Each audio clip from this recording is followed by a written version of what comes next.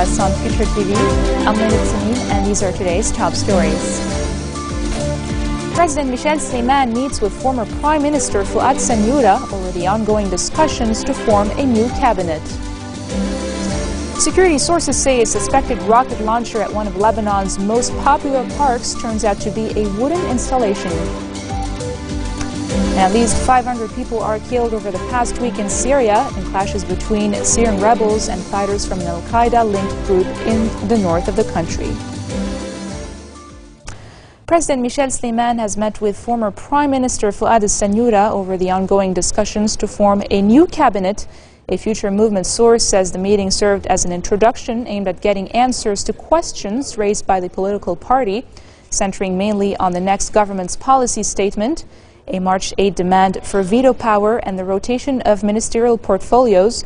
The cabinet formation process, which has been stalled since the nomination of Prime Minister-designate Tamam Slam in April of last year, has in recent days seen a flurry of political activity aimed at ending the deadlock. While noting positive signals from Future Movement leader MP Saad Hariri on the formation of an all-embracing cabinet, President Michel Sleiman has warned political rivals that the time for reaching a consensus government was running out. Parliament Speaker Nabih Berri has held talks with Prime Minister Najib Mikati at his Ain Atine residence. Berri said that he is determined to go ahead with the triple-eight cabinet formula, even if President Michel Sleiman picks the fifth Shiite minister in the cabinet and not Hezbollah and his Amal movement, the two main Shiite parties in the country. Lebanese Forces Chief Samir Jaja says the March 14 alliance hasn't yet decided whether it will participate in a 24-member national unity government. Reports say Jaja had rejected to have ministers in a government in which Hezbollah has representatives. These comments come following a telephone conversation with former Prime Minister Saad Hariri on Friday. Jaja told reporters that Hariri hasn't yet taken a final decision on the March 14 alliance's participation in the triple-eight cabinet and did not try to convince him to do so. Contract workers of Électricité du Liban and services providers have staged a sit-in at the state-run firm's headquarters in Beirut's Mar Mikhail to protest the dismissal of 62 KVA company workers. The Contract Workers Committee issued a statement asking the management of KVA, a private company, to give the 62 individuals back their jobs. It warned it will activate labor movements starting today to topple the plan of service providers. The statement urged politicians to speed up the approval of an urgent draft law on the employment of the contract workers. It also urged the management of service-providing companies to withdraw the intruding workers, mainly foreigners who have been trained by contract workers. The committee issued another warning that it will take unprecedented escalatory measures. UN Chief Ban Ki-moon says the trial of the suspects in ex-Premier Rafiq Hariri's assassination next week is an important step to achieve justice, as he warned that the absence of a new government in Lebanon could lead to a political vacuum. In remarks to reporters in New York City, Ban said he was looking forward for the start of the trial against 4 Hezbollah members in absentia at the seat of the Tribunal for Lebanon in The Hague. Ban said he appreciated the government's payment of its share to the SDL, despite the deteriorating economic conditions in the country. The trial of the alleged killers of Hariri will open on January the 16th. A senior commander in Iran's Revolutionary Guards says Hezbollah has dramatically improved its missile capabilities and can pinpoint targets anywhere in Israel. General Amir Ali Hajizadeh, the head of Guards Aerospace Division, says Israelis would see the armed groups increase strength should there be war. In comments posted on the Guards website, Hajizadeh said Hezbollah's capability has improved so tremendously in recent years that it can hit and destroy any target in the occupied lands with very little inaccuracy and pinpoint ability. However, the assertions could not be verified. Security sources say the suspected rocket launcher at one of Lebanon's most popular parks turned out to be a wooden installation set up by a boy visiting the public space. The Lebanese army scrambled to Horsh, Beirut in the afternoon hours after receiving reports of the discovery of a rocket launcher in the park. Security forces are on high alert following a spate of recent bombings in different parts of the country. It started with a selfie, a self-portrait picture of 16-year-old Mohammed al-Shahar, who was killed in a Beirut car bomb targeting former Finance Minister Mohammed Shattah. has sparked a mini political protest by the Lebanese people. Moments before the explosion in downtown Beirut, the teenager had posed for a selfie with his friends. A day later, he has died of his injuries in hospital. Angered by and appalled by his death, a group of young Lebanese started a protest page on Facebook. In dozens of pictures posted on social media, young Lebanese hold up signs with personal message and the hashtag Not a Martyr, protesting the cycle of political violence in the country.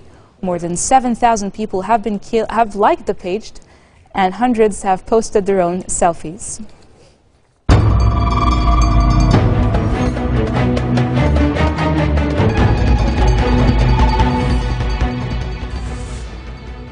Jihadists fighting Syrian rebels have killed at least 5 opposition fighters in a bomb attack in Idlib province as clashes between the two sides raged in the country's north.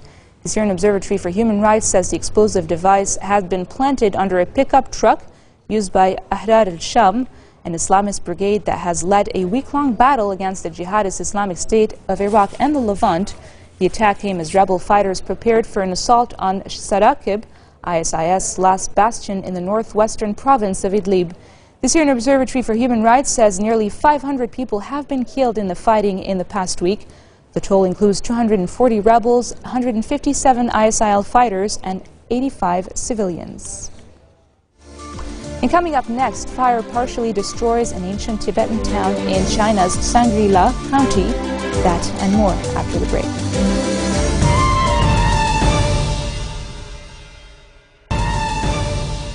Welcome back. Former Israeli Prime Minister Ariel Sharon has passed away at age 85. He had been in a coma since 2006 when a stroke incapacitated him at the height of his political power. Officials at Tel HaShomer Hospital near Tel Aviv, where Sharon was being treated for most of the past 8 years, announced a week ago that Sharon's health had deteriorated sharply and that he was in grave condition with his family at his bedside. Sharon was one of Israel's most iconic and controversial figures. As one of Israel's most famous generals, he was known for bold tactics and an occasional refusal to obey orders. As a politician, he became known as a bulldozer, a man contemptuous of his critics while also capable of getting things done. Negotiators are working on a deal to evade Iraqi military intervention in the city of Fallujah, under which al-Qaeda-linked armed groups who seized the city would cede control to Sunni Muslim tribal leaders. Military and local officials say tanks, artillery and troops around the city, 70 kilometers west of Baghdad, will not attack while efforts to end the standoff peacefully are underway.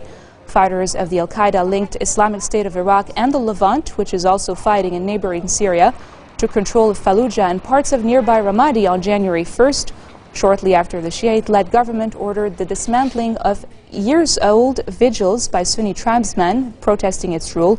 Although they are against Central Army's interference, Sunni pro-autonomy tribes have been battling al-Qaeda fighters alongside local security forces. Yemeni troops began to deploy in the northern province of Sada to monitor a ceasefire between Shiite rebels and hardline Sunni Salafists.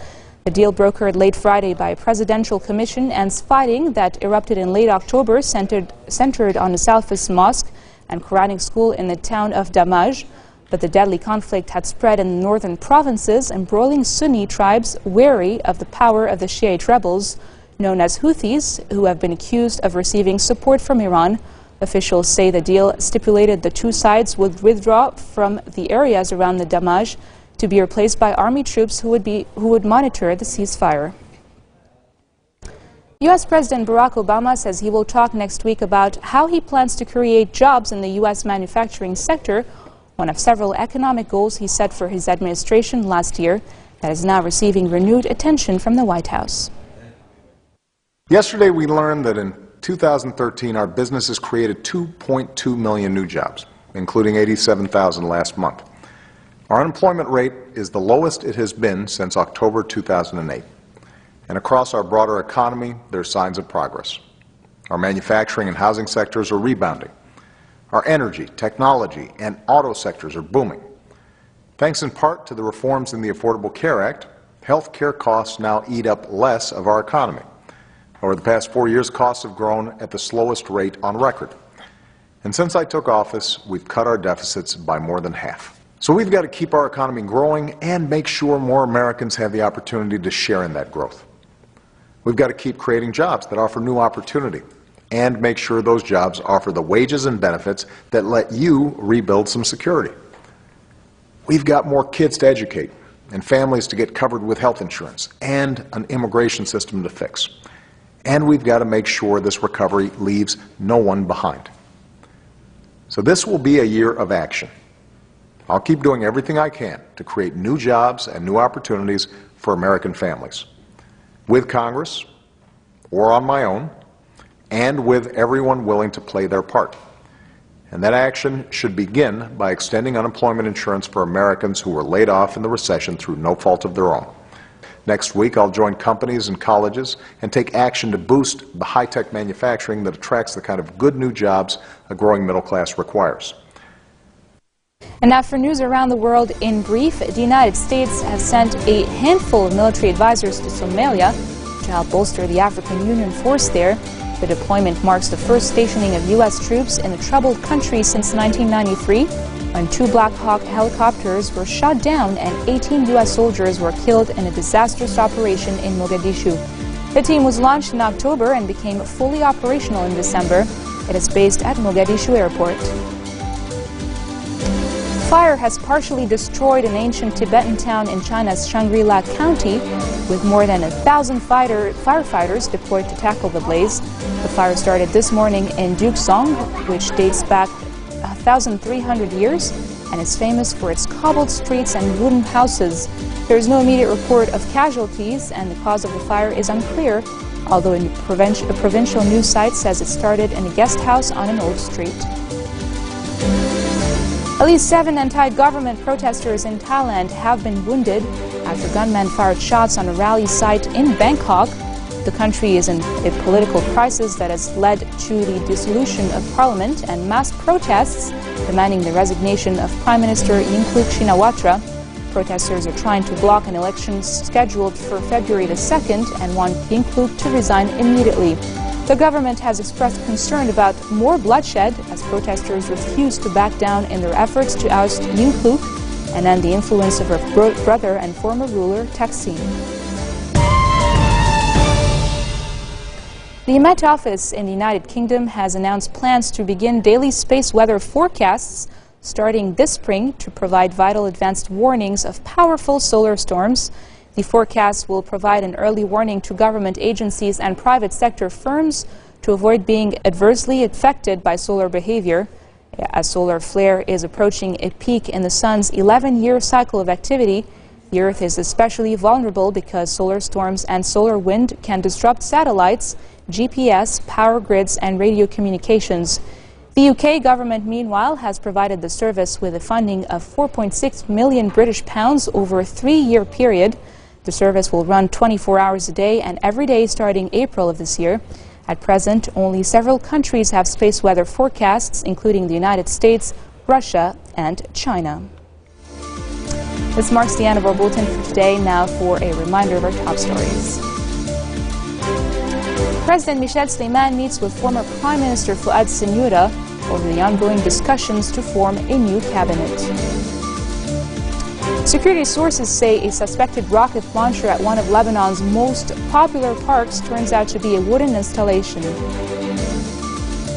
And 500 people are killed over the past week in clashes between Syrian rebels and fighters from an al-Qaeda-linked group in northern Syria. Those are your Saturday headlines from us here at Future Television. I'm Linda Tamim, wishing you all a pleasant weekend.